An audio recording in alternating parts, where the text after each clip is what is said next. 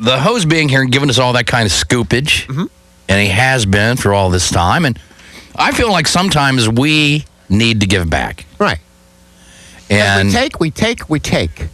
But now we give a little. Oh. I couldn't put it into words. No. I'm overwhelmed sitting here in the presence I'll give it a shot. of the hose. Bob, do it. Because I'll try because, I try to play with words. Because fortunately or unfortunately, Bob is our mouthpiece for a lot of this stuff. So it's called What Mike the Hose Evans Means to Me by Robert J. Berry. Ready? Yeah, please. To me, Mike Evans is everything and more. He is a cool, refreshing lozenge in a dry, irritated county.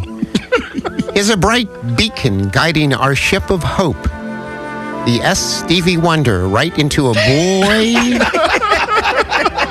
What can I say about Mike Evans? He is without peer. He is without boat. He stands alone and not by choice. Mike Evans is the Michael Jordan of knowing when to get out. He is my friend, my confidant, my mentor, masseuse, groomer, my source, usually unidentified, my sugar stepdaddy, my stunt double, my food taster, my designated reader. He is the wind beneath my hot wings. Little Mike Evans was destined for greatness. His grandpa, Bob Evans, showed little Mike what to do with a pig. Young Mike had his own ideas and was hard to deter. Grandpa Bob was constantly shooing little Mike because they couldn't afford the store-bought footwear. Then there was Mikey's aunt, Dale Evans. Little Mikey idolized her. He imitated her. He wanted to follow in her footsteps. One day, his Uncle Roy issued a restraining order against the boy.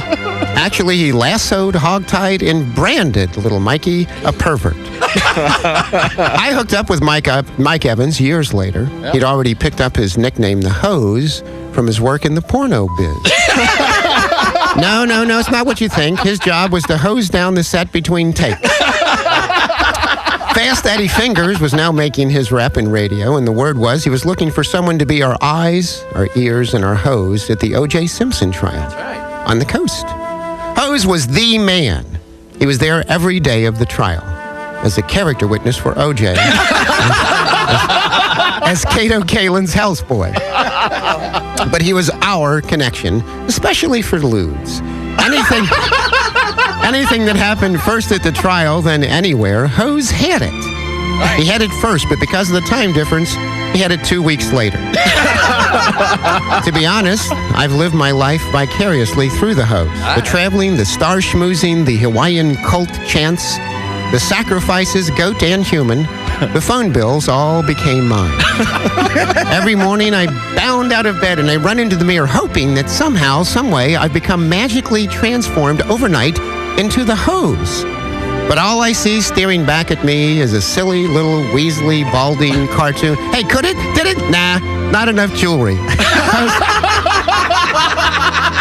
Hose, welcome to Cincinnati from your number one fan. I am your number one fan. Hose, I just want to keep you and hug you and read to you and hobble you and lop off your big old head. I hope I wasn't too schmaltzy, Hose. I was afraid I'd end up like Jerry Lewis at the end of the telethon, all bloated and blubbering like a bee. He's influenced me profusely, except in my case, Palm Springs is a technique. There you go, Hose. Bravo. Thank you so much. Yeah. Thank you. Oh, it's so wonderful. Thank you.